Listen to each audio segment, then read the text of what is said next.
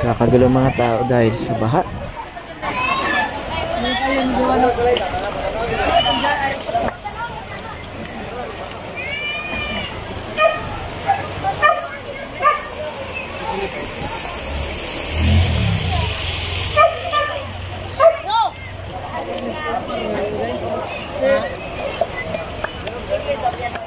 Good morning mga kalayas.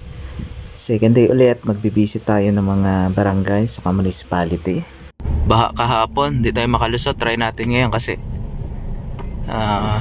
bibisita tayo din sa isang municipality para ma-check yung mga staff at office ulit. As usual, ganun pa rin. Marami pa rin talagang hindi makatawid. Ito pa mga motor kinakarga sa truck. Observe lang muna tayo, tingnan natin kung kaya, kung may makakatawid. Kung hindi, wag natin pipilitin.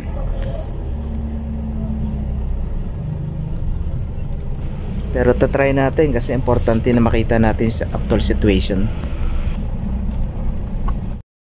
So kaya naman ang sakyan natin, hanggang hita siya, pero confident naman tayo sa sakyan natin yan dahil malakas to, saka secure. Maganda nakasunod ka para yung tubig hindi masyadong ano. Oo nga, mababaw kasi na ano yan. Ayos. Ay, bumabaw to yung konti. Yes.